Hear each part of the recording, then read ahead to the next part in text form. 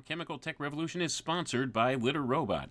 Hi, friends. I'm very blessed to have Litter Robot as a sponsor.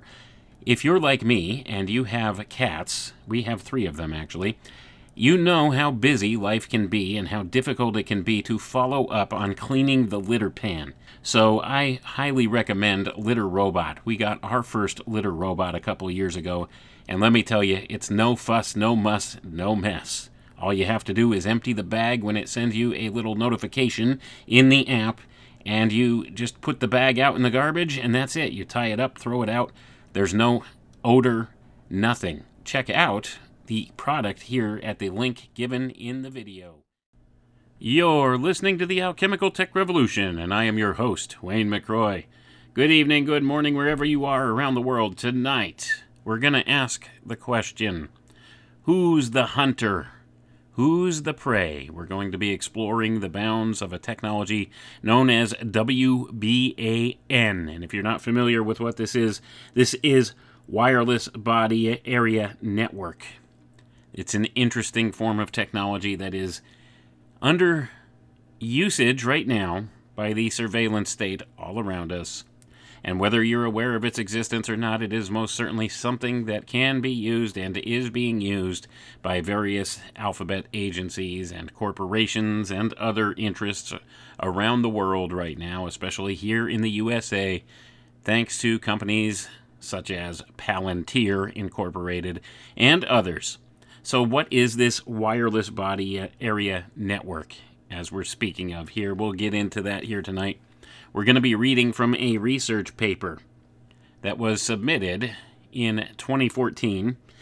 And the title of this paper, I want you to pay attention to the language used in the paper because it's very telling. It tells you everything you need to know about this technology, although they try to frame it in the reference of being a type of technology for tracking medical patients and the various things that the medical patients need. You'll notice that this whole push for wearables is being promoted right now by RFK Jr. Well, there's a very real reason for that, and I suspect that we have a wolf in sheep's clothing in RFK Jr. Yes, he's done some good things for the health of American citizens here. He's been promoting some ideas that have been a long time in coming and exposed some things that very much needed to be exposed, but quietly in the background there are other things going on that have some very concerning prospects to them that he is promoting, and this is one of those things. All of this push for wearables. You know what the next step for a wearable device is, ladies and gentlemen? An implanted device. And that is part of the push of the Overton window towards all of this. So these wearable devices and the use of the mobile phone networks in conjunction with these are an important prospect that we are looking at. This is all Internet of Things technologies, IoT technologies being implemented here. But anyway, as I was saying, we're going to be reading from a research paper that was submitted in the year 2014 by an organization known as the White Rose University Consortium from the University of Sheffield. And the authors of this paper are Kyriakis K. Staphis from the Southeastern Research Center in Thessaloniki, Greece, and also Thomas Lagkas and George Elefthirikis from the University of Sheffield International Faculty at City College, Thessaloniki, Greece.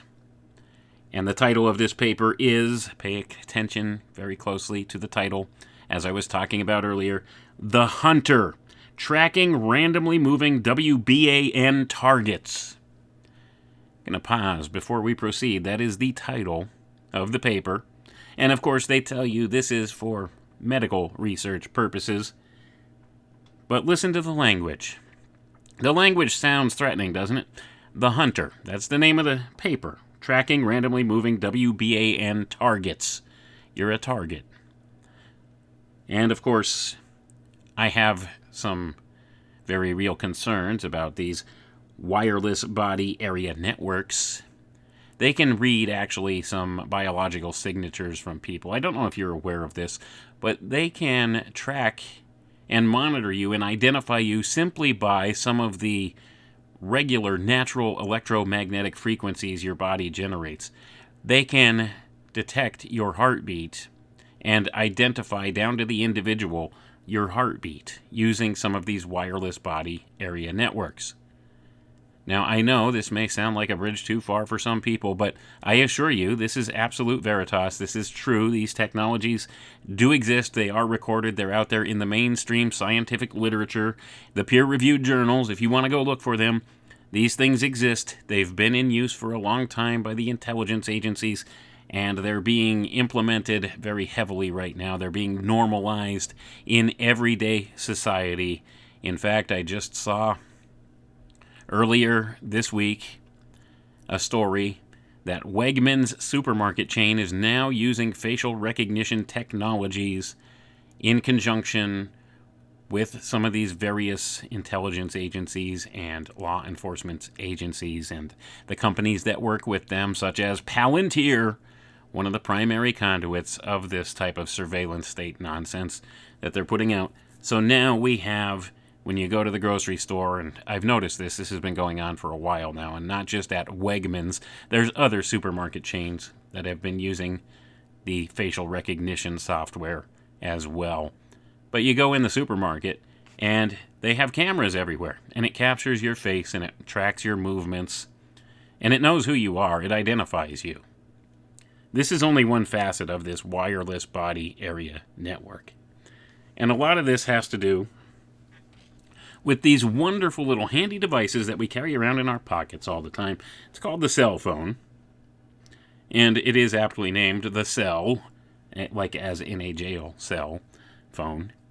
So you're trapped in this network, whether you realize it or not, or whether you want to be or not, just in participating in modern society.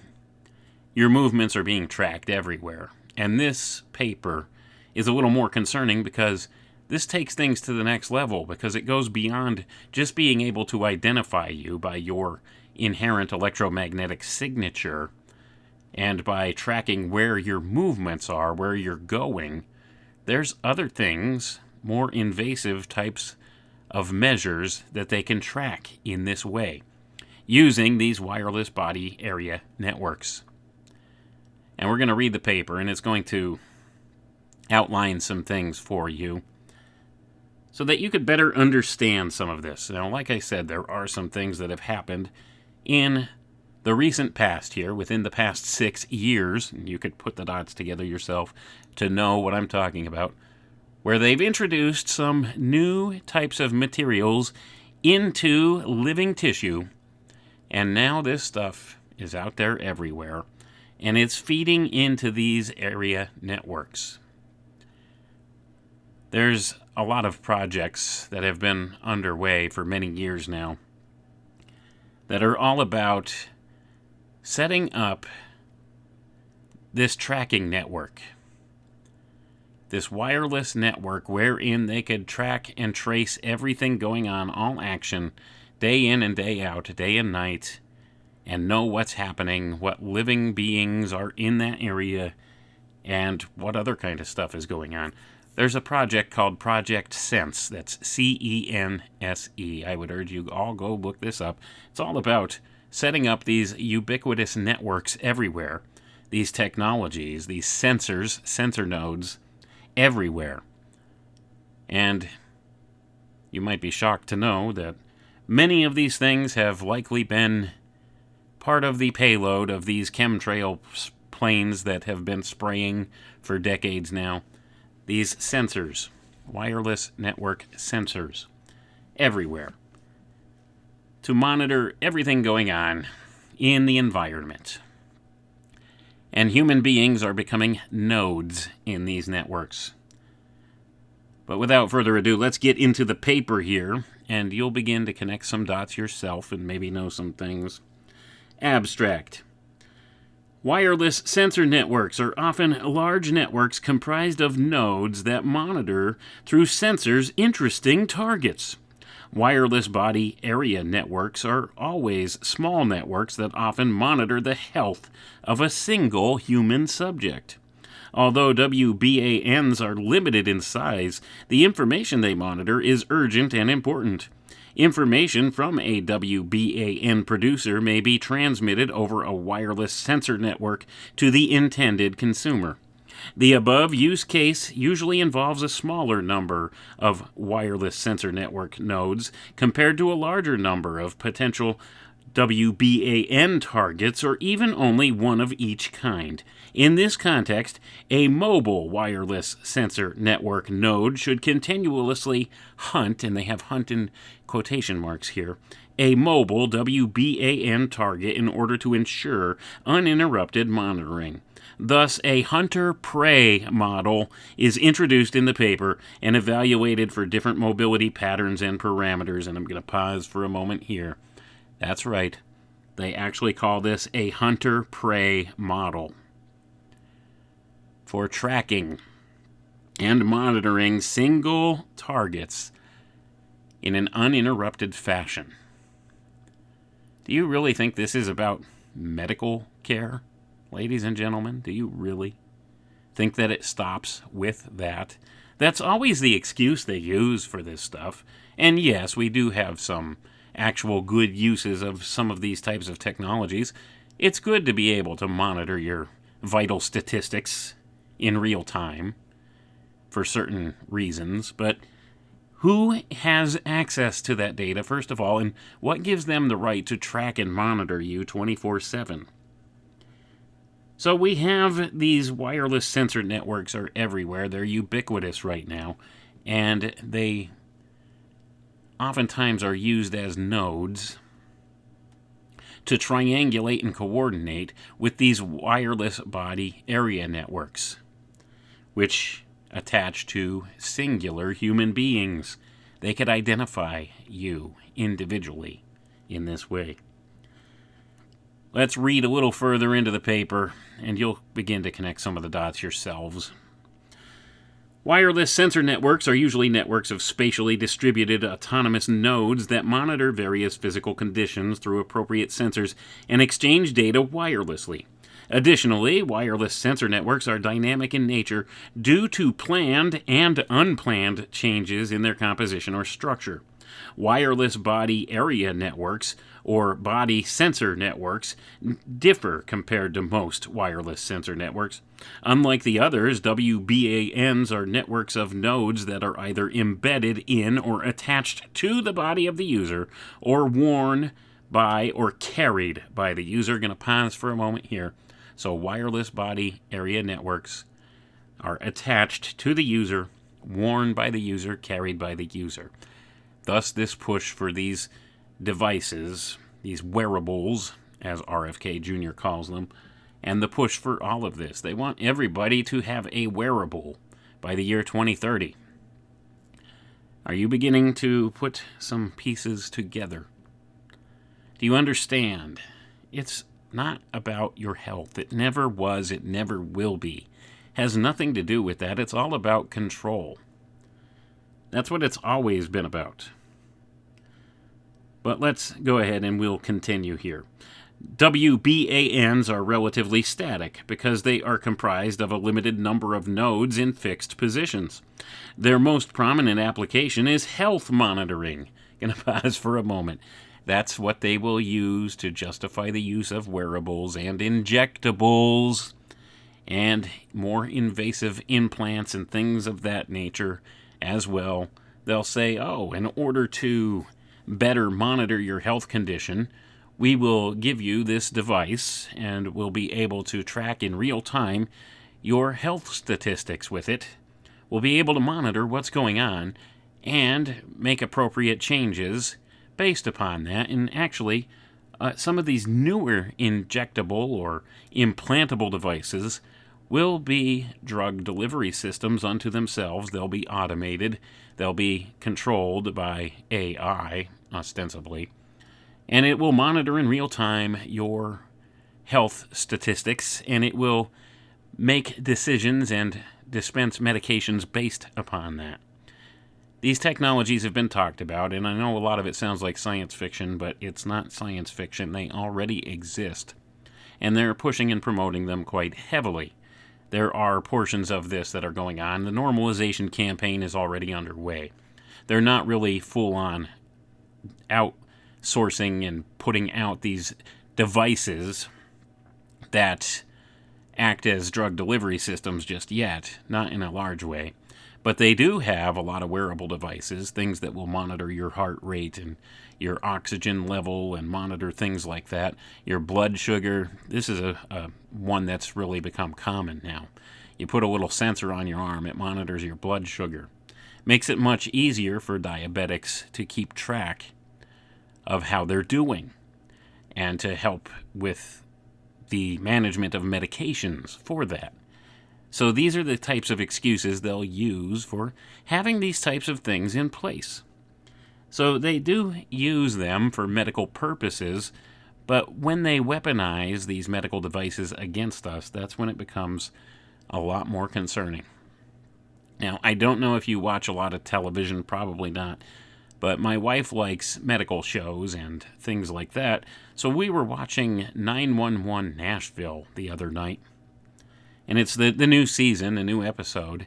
And lo and behold, one of the things that happened in this episode is some type of computer hackers. They hacked into the city's networks and were able to disable certain technologies under the control and auspices of the city. And in so doing, they were creating emergency situations that the call center had to respond to on this television show. And in order to keep the drama going, they went through the process of where they had to solve this one problem, and then, lo and behold, something else happens. Whoever the hacker was managed to hack the medical devices of all the council members that were sitting in the meeting trying to decide what action to take. And the pacemaker of the one in the episode started to make his heart race to the point of where it became dangerous, and somebody's glucose pump began to pump medications that it shouldn't have pumped. And these are very real dangers of these types of medical devices when it comes down to it. And they're telling you this in no uncertain terms in the entertainment media. All you have to do is pay attention. They always tell you what they have in mind with this stuff. I don't watch a lot of television, but every once in a while I do catch something like this because I like to try to stay on top of what it is actually that they're trying to normalize out there. And this is how they try to normalize this. Okay, well, we have these medical devices. They're becoming normalized in a big way. All these wearables and all of this type of stuff. And now they're trying to put out there into the greater zeitgeist the fact that these can possibly, potentially, be hacked by those with ill will. And that is true. But they want you to think that it's perhaps some kind of a lone wolf hacker or some such thing that will do such a thing. No, the problem is a lot of this is centralized. A lot of the information becomes centralized in one place, and it can be weaponized in a lot of different ways by bad actors. And oftentimes bad actors don't have to be some lone hacker with an agenda there somewhere. It could be perhaps some type of a government bureaucrat or some such thing, or even worse, an artificial intelligence utility that decides, hey, this person is not doing what they're supposed to, and perhaps at some point it will decide that you're no longer necessary, and it has an easy way to get rid of you. Now, I know, like I said, this sounds like bad science fiction to most and a bridge too far for most to consider, but this is the true nature of how this stuff is designed. And if you don't think that's the case, look at all the died suddenly stuff that's going on without even necessarily having a dimension of this wireless body area network bit involved with it just yet. Think about it. Think about the implications of what's going on here. Why do they push these medical technologies and advancements in the way that they do? And just look at how our medical system is right now. It's a mess. It truly is a mess. The number 3 cause of death in America is standard medical treatment. Did you know that? Well, if you weren't aware of that, go look that up. It is the truth. Standard medical treatment is the number 3 cause of death in America. Anyway, let's get back to this paper. There are cases where the relative scarcity of available nodes to the abundance of mobile targets imposes certain mobility and intelligence demands on the nodes. Gonna pause for a moment here before we proceed. Notice, intelligence. It says intelligence demands. What do they need intelligence for with these nodes? If it's strictly a medical device, then yes, I understand you want to be able to have your data, but why do you need to monitor it in real time like that? Why is there an intelligence component of this that seems to be a problem? Let's read on. Such cases include the case of a soldier in the theater of operations, or an athlete on the track or court, or a patient in a hospital or clinic, etc. Gonna pause again. So now they're using this other angle. The soldier on the battlefield. We want to be able to monitor what they're doing in real time and help them in real time. Well, isn't that noble? The problem is, it's not about just the soldier on the battlefield. It's not about that at all. Never has been. It's not about your health. I can't emphasize that enough. None of this stuff has ever been about your health or your well-being. They do not care about your well-being. This is all about monitoring, tracking, and controlling all aspects of your life from cradle to grave. That's why they want everybody to be using wearable devices, or eventually more invasive type devices, injectables or implantables. And I think they have covertly used injectable devices on a large segment of the population without their knowing. All you have to do is look at the presence of graphene oxide in many of these vials that have been analyzed of the various COVID vaccines. It's a fact. This is not disputable anymore. This is not conjecture or conspiracy theory. They have found graphene oxide, for real, in many of these vaccine vials, and it doesn't necessarily belong there, but yet there it is. It's an undeniable fact at this point. But yet you won't hear anything about that in the mainstream science about all of it, because they brush it under the rug. They try to disavow any of those studies that do appear in the peer-reviewed journals, by the way, and they try to push them to the side, because it doesn't align with the mainstream narrative. But I digress on that point. Let's go ahead and get back into the reading here. In fact, there has always been a need to monitor the status of a patient, especially after a surgical operation and during the subsequent recuperation period. More so, concerns are increasing as the world population grows older. Additionally, a shift from reactive management of illness to the proactive management of health has been observed even among those members of the population who pose lesser health risks. I'm going to pause for a moment. So now, even if you're healthy, they would like for you to have some type of a wearable device so that they could monitor you and help in the best preventative ways possible to keep you healthy, to help you maintain your health. Isn't that nice of them? They care so much. Let's read on. Ideally, health monitoring would be constant, synchronous, and unobtrusive. Such monitoring would facilitate personalized health care, prompt intervention, and increased comfort. Going to pause for a moment. They're laying it on real thick here. You know as well as I do, if you've had to use the medical system at all lately, you know that is a pipe dream. They don't have enough manpower or the willpower to help people in real time to facilitate personalized health care in the way they're talking about here. Intervention, increased comfort, all of this, preventative care. This is a pipe dream. This will never come to fruition. There's just not enough resources to perform that for the bulk of the population. But this is what they use as their excuse, as their reasoning for normalizing this stuff. An extreme example would be that of a post-operational patient. Such a patient could wander in the hospital premises and would not be grounded on their bed or constrained in their room whilst being monitored. Usually, this is achieved with a gateway device that relays the information like a mobile phone. Gonna pause for a moment. Now you know why they got you addicted to the cell phones. Now you know why they rolled out the cell phones and why society can't seem to function right now without a cell phone. Even the older population has now adopted the cell phone. They don't use them as readily as the younger generation, but they still carry them around with them when they go out somewhere. And they still use them in the traditional sense of a phone. They use them to make phone calls when they need to. They may not necessarily use the other features, but they don't need to. You see, all of the tracking potentiality is built into it. So they're carrying it with them. They don't necessarily use all the features, but that matters not, because the people who have pushed and promoted these ideas got what they want out of it anyway.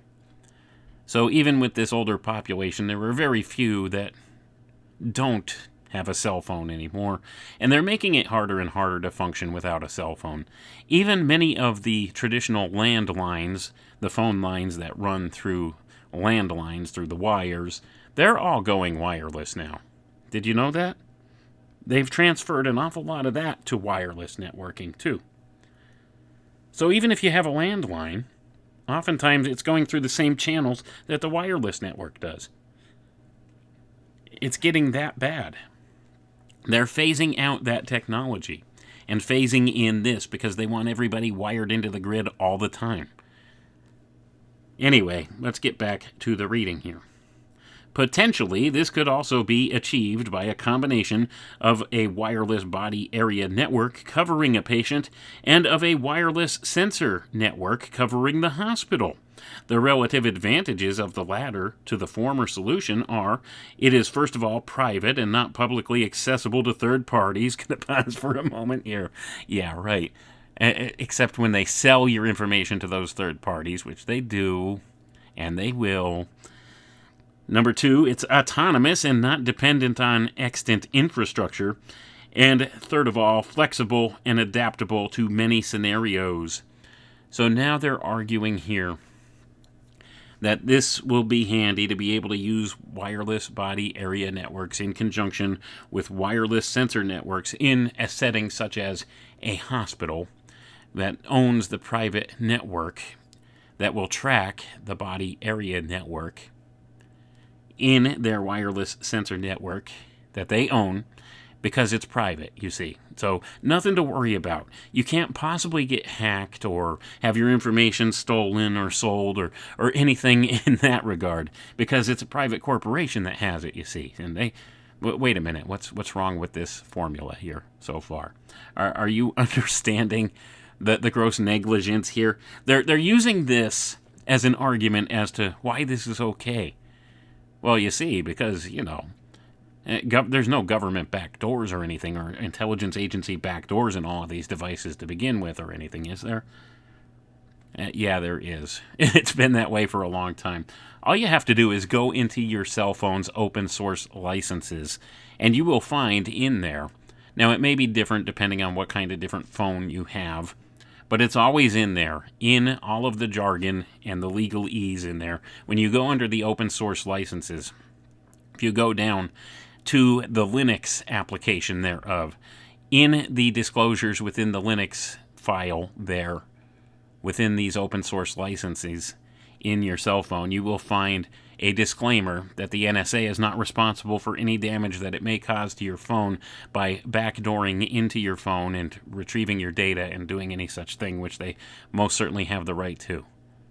It's in there. I looked into this over a decade ago.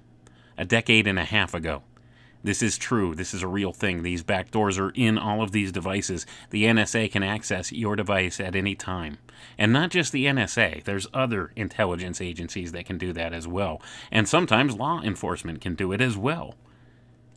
And most people are blissfully unaware of that because you don't read all of the disclaimers in the notifications that they give you. You know how you have to sign that end license agreement with everything you use? It's all in there. All you have to do is know where to look. And where you look is if you go under your phone's open source licenses that it has there, and you look under the Linux file, you'll find in that whole area, which it's a whole lot of nonsense you have to wade through to find it, but you'll find it there, where they have these disclosures where they will tell you in no uncertain terms that the NSA can access your phone. It's there. It's real. It's not conspiracy theory. It's not tinfoil hat wearing stuff. This stuff's been going on for a long time. So they have access already. So the intelligence agencies and everything have access to everything you do already. It's all built in. There's backdoor systems built into everything. Even your TV. If you have a television set, there's a backdoor built into that. They can listen to you. They can watch you even. It's a two-way device. Did you know that? You probably didn't. And maybe some of you think I'm nuts right now telling you this stuff. I urge you, go look into it for yourself. You'll find out that this stuff's been going on for many, many years. And that they have that capability. And that's just what the intelligence agencies have. Now consider that the corporations who develop these devices and who have your information, they have access to all your information, and they willingly and willfully sell your information to third-party advertisers and users who will use your data. They have a dossier on every individual in the world right now that's wired into the network in some way, and some that aren't even in the network. The only exception are some of those areas of the third world countries and nations that don't necessarily have as good a records or record keeping as most of the Western world. But if you're functioning within a Western culture, society, they have a dossier on you. They have a social credit score all ready to go for you. They just haven't openly rolled out or implemented this standard as of yet. And all of this plays into that too. It's getting to the point where if you don't take your medication properly, they'll know, and the insurance company will refuse to pay for it then. That's where it's going. That's where all of this is heading.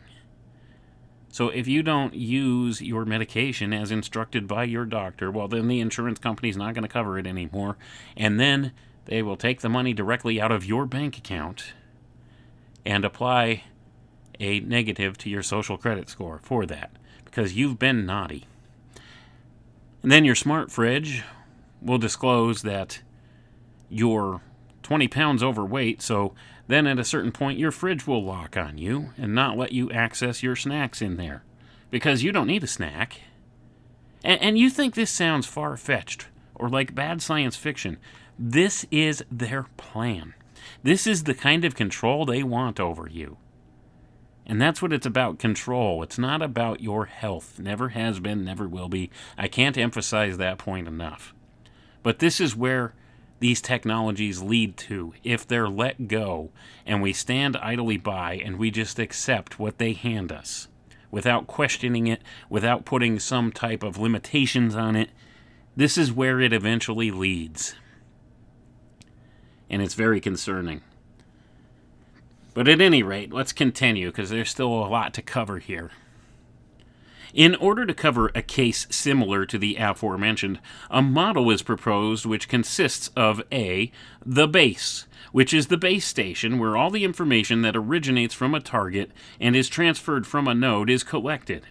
B, the hunter, which is a robot that is a mobile node which includes both sensors and actuators. And C, the prey, which is a source of sensory information that is a mobile target of interest which is energy constrained.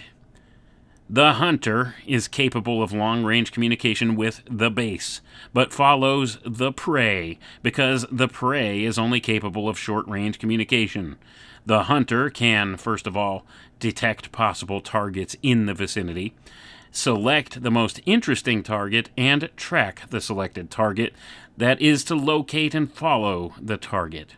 In this model, the prey is a wireless body area network, and the prey, the hunter, and the base combined are a wireless sensor network. So I'm going to pause for a moment here. So does this still sound like they're referring to medical patients? Are you paying close attention to the language here? The hunter, the prey, the base. The hunter transmits the information about the prey to the base, and it follows the prey, tracks the prey. Does it still sound innocent? Does it still sound like they have your best interest or your health or well-being in mind? Does this sound like a medical application? You'll notice the aggressive nature of this language that's used in this paper. This is truly coded language, but it's not so coded. They're openly telling you what it's about. They just use the guise of, it's for your own well-good, it's for your well-being, it's for the greater good. They love to invoke the greater good, don't they, in all of this? Let's read on. The main contribution of this work is a model where the information originating in a personal area wireless sensor network, like a wireless body area network, is transmitted over a wide area wireless sensor network without needlessly expending resources, like adding hardware, like, for example, sensors or transceivers, or increasing energy consumption, for example, by boosting transceiver power output on the wireless body area network. Obviously, both of the aforementioned resources are in short supply on a small, light, and energy-constrained WBAN. Furthermore, such a model would offer increased safety, since a target could be followed constantly and reliably, but also discreetly and unobtrusively. Gonna pause for a network so they could spy. They could spy. Think about all of this. Think about the implications. They can follow you around and spy on you, unobtrusively, discreetly, constantly, and reliably. And they can save energy in the process. The rest of this paper is organized as follows. Section 2 provides the problem description. Section 3 outlines past relevant work, and Section 4 describes the proposed model, exposes the necessary work assumptions, and describes the simulation parameters. Section 5 presents the simulation results, and Section 6 adds a few thoughts and summarizes this paper. And next we'll get to number 2. What is the problem statement here? Why did they write this paper? Now, we look at the way that they have used this aggressive language in describing this, and they try to pass this off as some type of a medical reasoning being applied to this. Don't you know, like if you're a post-surgical patient, we want to be able to know what you're doing and track your health condition in real time? And do it in a way so that it's not so much of a burden for you. Like if you want to leave your hospital room but stay in the hospital and go down to the cafeteria or something, you could do that. And we could still track you and know what you're doing and where you're at and what your statistics are. That's how they're trying to frame this. But most certainly that doesn't sound like a hunter-prey relationship, does it? Or should be described as a hunter-prey relationship? I don't think it does. I didn't even get into anything about militaristic uses of this or drone swarms or anything. I'm not going to touch on that. I'll just let the language of this paper speak to you, so you could think about the implications yourself. I'm not telling you what to think or how to think.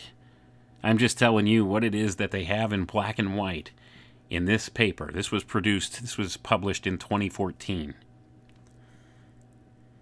Problem statement. The main aspect of this research is the ability of a single node with a single sensor to follow a target irrespective of the type of sensor integrated in said target, whether it be an acoustical, an optical, or an electromagnetic sensor, in order to ensure uninterrupted communication between the target and the base station.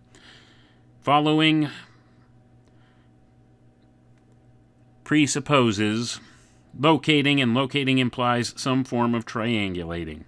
Going to pause for a moment. Notice they speak about the target, not the patient. If this was truly about some type of medical situation, then likely the language they would use would be tracking or uninterrupted communication between the patient and the base station or the hospital or some such thing like that, or his medical team. No, they use the base and the target. And of course, they're talking about triangulation as a concern, using these single node points to do so. What is this single node? Well, it would be either your mobile device or some wearable device or an implanted device or an injected device. Moreover, the need of electromagnetic means of wireless communication between node and target implies that at least one facility exists on the node that may function as a sensor, an electromagnetic receiver that may function as a signal strength sensor. This further implies that any other sensor on the node would be superfluous and could be avoided. Preferably, the node has to surmise where the target has moved and if it is still moving. Then what is its speed and direction whenever the node detects target movement? In other words, the node should probably be able to move rapidly and randomly in the small area around its initial position and take multiple measurements in rapid succession of the strength of the signal transmitted from the target and received from the node. This is referred to as received signal strength within that area.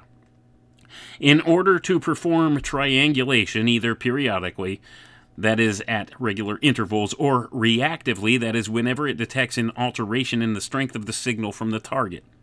Naturally, a plethora of questions arise concerning triangulation. For example, whether triangulation is even possible with a single tracker. It appears that it may be possible, but only if some conditions are met. Namely, the node ought to be more mobile than the target in order that the node is capable of keeping up with the target's movement and taking multiple spatially distant and temporally close measurements. Also, that the relevant criterion for triangulation is always available, that the necessary triangulation calculations are fast and conclusive, etc.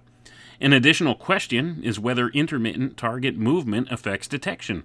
Certainly, movement affects detection, and thus the node should be able to take multiple signal strength readings and calculate the position, speed, and bearing of the target near synchronously. Going to pause for a moment. Does it still sound like they're tracking a medical patient within a hospital? Think about this. They're concerned about what speed are you moving at. Well, that would imply, are you moving faster than walking speed? Are you going 30 miles an hour? Are you in a car? Why would you be in a car within the hospital? This doesn't make sense in the context of a medical application. But yet they want to assure you that that's all it's for. Let's continue. Also, additional questions arise concerning the following. For example, whether the node can keep up with a potentially randomly moving target. Again, this seems possible provided that certain conditions are met, namely that the node is more mobile than the target. Going to pause for a moment. So what does that mean? Well, that means that they would like to use your cell phone as the node and some other device either attached to your person or within your person as the secondary transceiver for this, so that they could track the movement, the change in movement between that transceiver and your cell phone itself, and they could use that to triangulate your position and know how fast you're moving based upon the proximity of your phone to your body, proximity of your phone to the wearable device you're wearing, or the injected device you have in you, or the implanted device, etc., etc. Are you beginning to understand?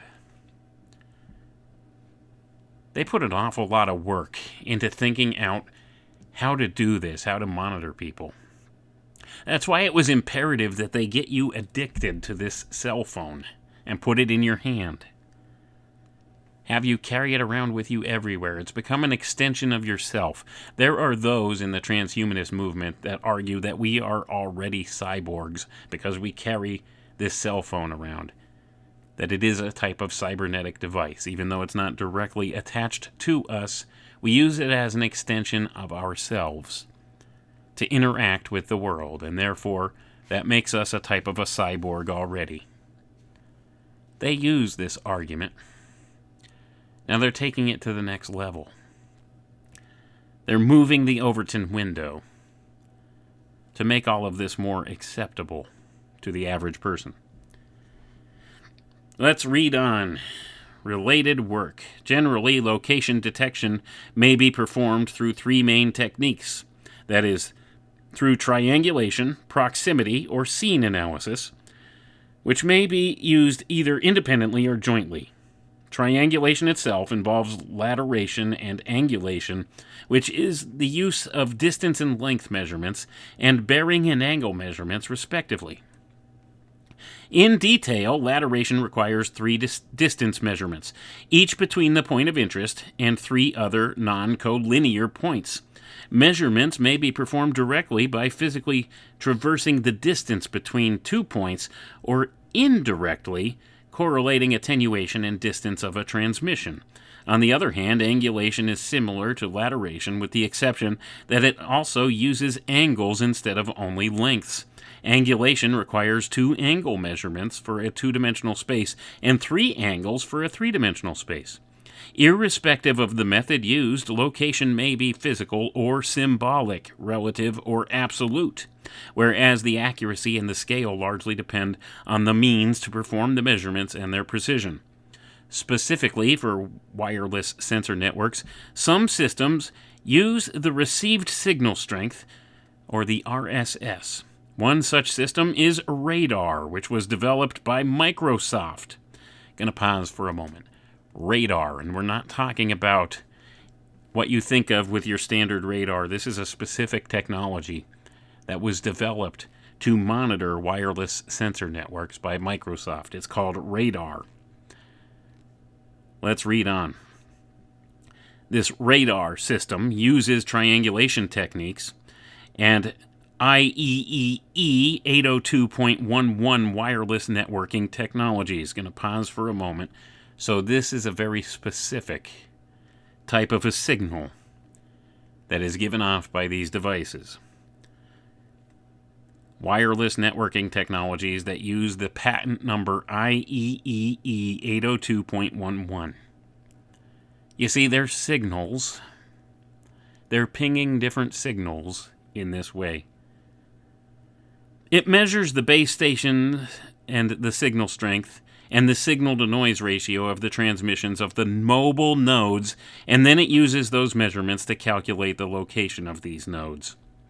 Other methods, instead of relying on this RSS, or received signal strength, rely on time of arrival, time difference of arrival, phase of arrival, direction of arrival, or angle of arrival of the received signal, while some others combine several of these different methodologies. Unfortunately, these methods presuppose the availability of lots of processing power or a very precise time source, or a special receiver with unidirectional antennas, with the former three being less of an issue due to the recent improvements in microcontroller performance, but the latter two posing a valid concern, since most widely and readily available wireless products, like those based on IEEE 802.11, which is also known as Wi-Fi, now there you have it, Wi-Fi, and IEEE 802.15.4, which is called XBEE technologies, usually use omnidirectional antennas. In fact, it appears that this is the main reason RSS techniques are preferred over others. Going to pause for a moment, and now you know why Elon Musk put Starlink out there in the orbit of the Earth, ostensibly, way up in the sky. Starlink, beaming Wi-Fi signals to anywhere on Earth. It's so that they could monitor and position everything. They don't care if you could talk on your phone to your relative in Botswana. They don't care. That's not what that's for. They don't care about your health. It's all about tracking, monitoring, and control. It's about the quantification of everything. Now consider what I had told you at the beginning of the broadcast here. There's also concurrently a project going on called Project Sense, and there's other iterations of this, by the way, that have been developed by DARPA and other places, and there's classified portions thereof going on where they have implanted sensors all over the place that track and monitor things and transmit data. All of this is ubiquitous right now. But I digress on that point. Let's just stick to the paper here. So this tells us, even so, tracking of a mobile target, which is active, i.e. transmitting, but otherwise uncooperative, i.e. not providing any position information, by a mobile node, which is alone and not a part of a larger network of nodes, appears to be relatively uncharted territory.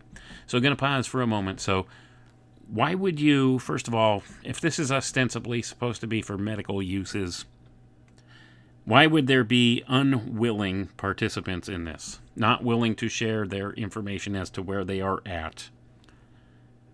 Think about this. Well, it seems that they have a way to skirt around this. Let's read on and we'll find out. Concerning wireless body area networks, communication may be categorized as either intra-body or extra-body, depending on whether it occurs within the wireless body area network, that is, among the sensors and actuators that comprise the wireless body area network, or between the wireless body area network and another network. The former type of communication is inherent in a WBAN, whereas the latter is not. As is often the case with WBANs, extra-body communication is facilitated by a designated gateway device capable of long-range communication. Usually that device is a mobile phone that is carried by the user, or a wireless modem that is part of the equipment of an ambulance, etc. I'm going to pause for a moment here. So now you know the importance of the cell phone in all of this, and you'll notice that they say that this extra body communication, that's communicating the information from within the body to an external place outside of the body, this is used by a designated gateway device that's capable of long-range communication. So your cell phone. Your cell phone reads your information and then transmits that information far away. Where's it going exactly? Where is it going? We're still talking about medical usages, right? Then you would think that it would be within the hospital or within your doctor's network or some such thing, but it has to communicate this information a very great distance. So they're using the wireless area networks, the cellular networks, to transmit all of this data. So here's section 4, the proposed model. Simulation parameters and simulation environment. Although the proposed system simulated is modeled after possible real systems, it is otherwise agnostic to the underlying technology. For example, the communication properties were modeled after popular technologies, like either the IEEE 802.11, which is Wi-Fi, or the 802.15.4, which is XB, for the base hunter communication, and either the Bluetooth, which is 802.15.1, and Bluetooth Low Energy, or 802.15.6, for hunter-prey communications. Thus, the acceptable range for the former was set to 100 meters and for the latter to 10 meters, but any comparable technology could be used. Going to pause for a moment. So now they're revealing here in the models they made to produce this, to see how this could work. They used these various network transmissions, which we know as Wi-Fi and also as Bluetooth, to send this vital information. Did you really think that these technologies were just for commercial uses for you and were beneficial to you? that they didn't piggyback other signals on them. These are dual-use technologies, ladies and gentlemen. We've discussed what this implies in past broadcasts. Dual use. It has not only a commercial use, but a militaristic use, a weaponized usage, built in and backdoored into every facet of this stuff.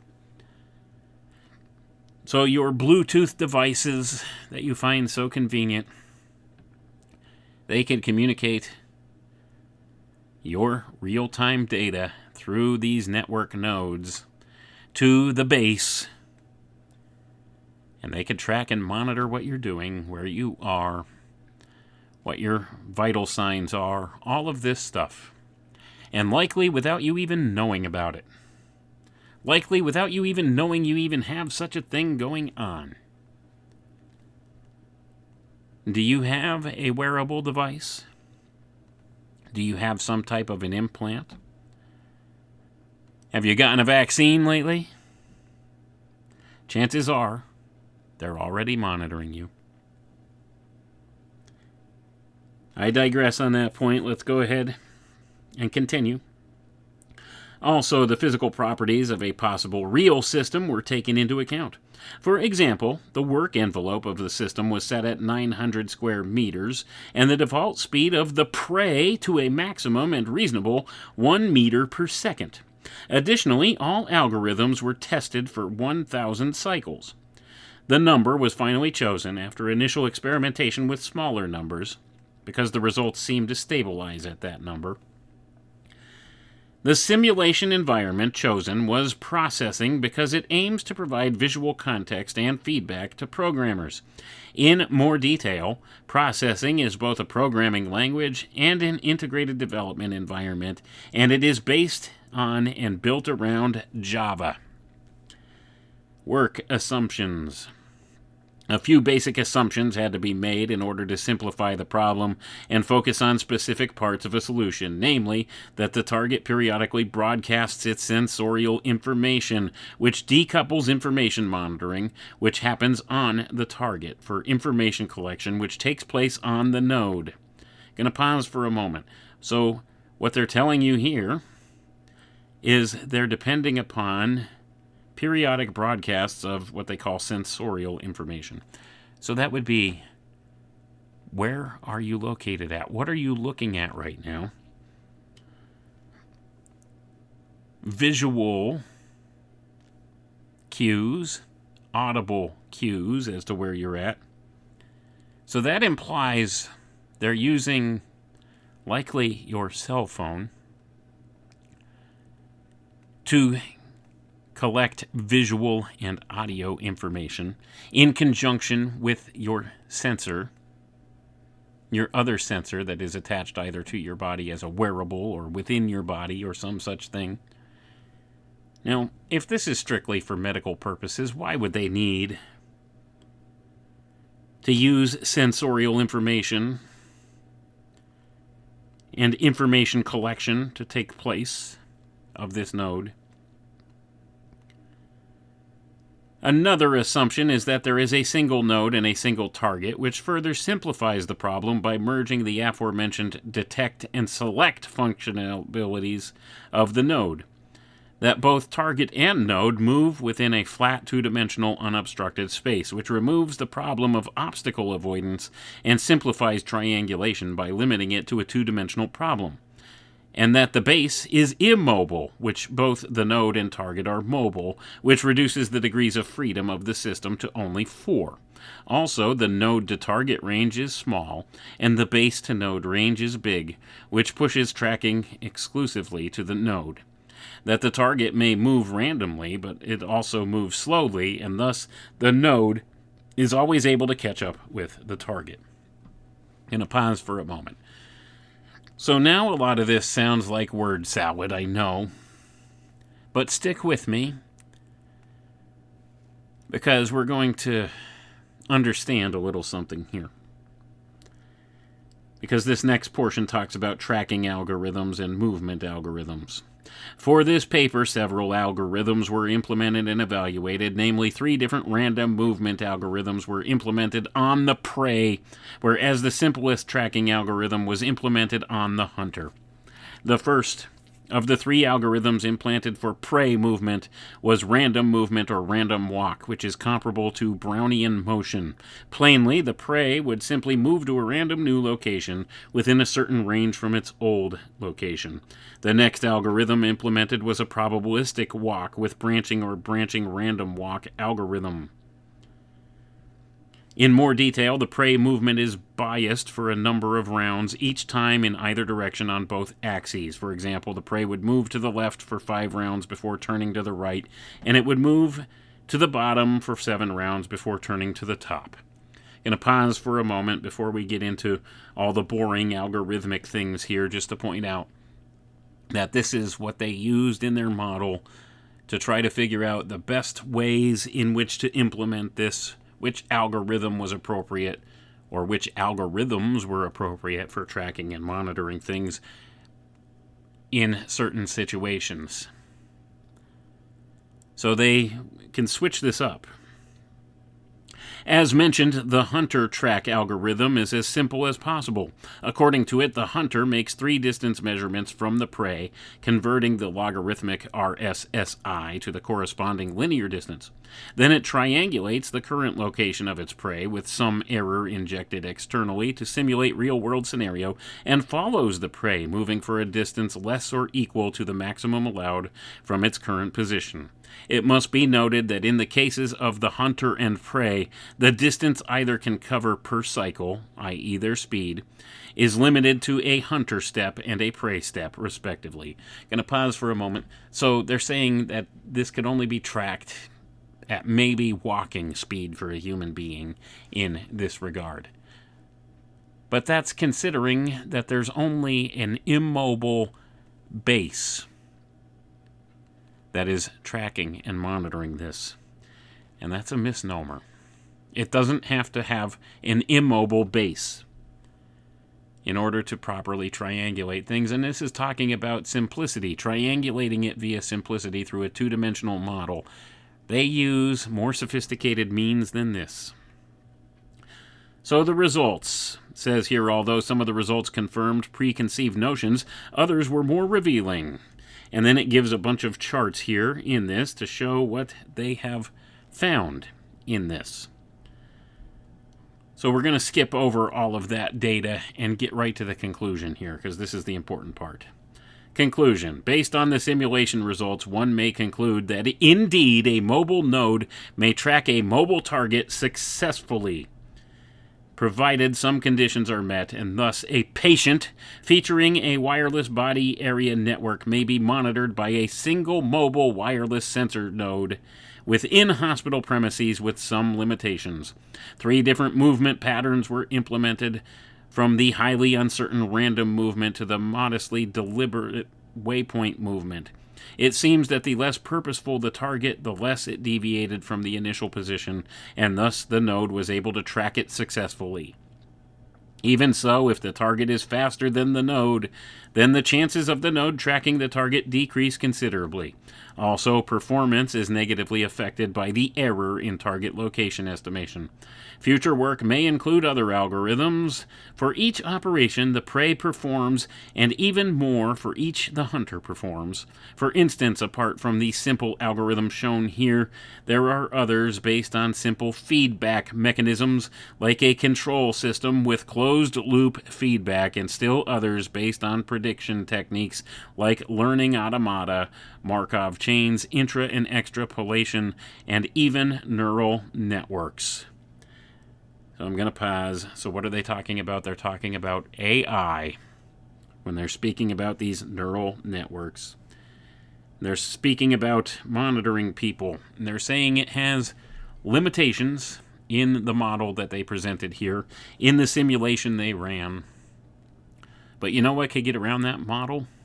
And around those limitations presented in this model that they presented and in the simulations they ran? Those limitations could be overcome by having base node networks at various intervals, utilizing a frequency within a short range that could relay that information. You know, the 5G wireless system that they set up. You remember all of the implications and the talking about the limitations of setting up this network where they would need to put all of these different boxes everywhere? Do you remember all of that? That they revealed way back in 2020 and 2021 when they were starting to put these 5G networks in place everywhere while the whole world was locked down. They were building all of these boxes and these relay stations and systems because they were saying the 5G, it could only travel a short distance, so they needed to put all of this infrastructure in place. Do you remember all that? Well, it's got a dual use, just like everything else. It's all about tracking you in real time. They don't care how fast you could download a movie. They use that stuff as an excuse. It's all about setting up this Internet of Things and tying you to the Internet of Things. In fact, the Internet of Bodies is a subsystem of the Internet of Things, and it is active. And they are getting more people to agree to being spied upon by the Internet of Bodies, by using these wearables, by going out and participating in medical experimentation on a grand scale, whether they realize it or not. It's one of the backdoor systems that's in there. It's all about tracking and monitoring you. So you have to ask the question, who's the hunter? Who's the prey? Well, we identified the prey. We are the prey, ladies and gentlemen. The masses, the public. We're the prey. Who is the hunter? Who's going to be using this data? I assure you, it is not just for medical purposes. That has very little, if anything, to do with all of it. That's their handy excuse for implementing these things, for putting them out there in the public, in a commercial form. It's dual-use technology. It's all dual-use technology. They have a militarized aspect of it that they want to use. They've weaponized it against us. They put backdoors in all of this. So they're tracking wireless body area networks. They could recognize individual signatures from people, and if they have enough data on you, they could attach that signature to your dossier. Like I said, there's a dossier on each and every one of us right now. Whether you want to accept that as a fact or not, it's true. You could pretend like it's not a thing, but it most certainly is. They even have a social credit score on you, whether you realize it or not. They just haven't fully implemented it in public use right now. They haven't done anything with it yet. They haven't rolled out the whole system publicly. They need to get everybody switched over to digital currency before they could do that. And maybe we're getting some good news. We're having some pushback against this stuff. I think that seems likely. So they're not getting exactly what they want with all of it. Not yet. But they're doubling down on the things they're doing, and they're pushing quite hard with a lot of this stuff, the implementation of these things. But we need to be mindful of all of it. We need to be weary of these technologies. Yes, they're handy. Yes, we could use them for a plethora of wonderful practical things. But we need to be aware of all the backdoor uses that they've built into them. This dual-use weaponization of everything. So proceed with caution with a lot of this stuff, especially as it pertains to wearables and injectables and implantables in the near future. They've done a great job normalizing all of these ideas already, and we're seeing them rolled out en masse in a lot of different ways.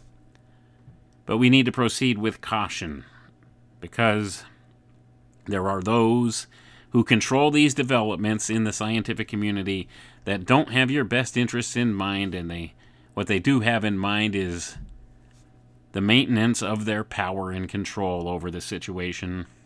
That's why you have agencies like DARPA involved with the development of these technologies. You see, it's always weaponized first. It's always used by the military-industrial complex first, before it's presented to the public for commercialized uses. They find every possible way to weaponize it before they release it to the public. It's always been this way since at least the 1940s. The military-industrial complex has had unprecedented access to new technologies that we don't see until 20 years after they've been developed to their fullest within the auspices of the military-industrial complex. Then we get the breadcrumbs presented for useful commercial utilities. Always with the military backdoor built in, though. But that's the whole point here of this whole paper that we've been looking at here tonight. Notice the language they use. Does this sound like something that is specifically and only for medical use? Why do you think they use the terms hunter and prey? Well, it designates intent, doesn't it? And you have to always wonder about all of this. Is the intent there on purpose, or is this just a synchromistic byproduct of what they've developed? Hard to tell for sure what the intention is behind it, but rest assured, it's been militarized, it's got back doors, and they're using this notion of wireless body area networks to track and monitor people in real time, and they're already doing it. That you could take to the bank. Anyway, folks, I want to thank you all for tuning in. That is all the time we have for tonight. And I'll catch you next time, and I'll remind you I appreciate each and every one of you. Have a good one now. The Alchemical Tech Revolution is sponsored by 80stees.com. Hi, friends. If you're a Gen Xer like me, you've probably been looking for just the perfect shirt, referencing back to some pop culture event back in the 1980s and having a hard time doing so. Well, the good news is everything you could think of relating to 80s nostalgia is available now in a high-quality clothing line at 80stees.com. You can find all sorts of pop culture references from the 80s there, and it brings back a lot of fond memories for me. So check it out at the link in the video here below.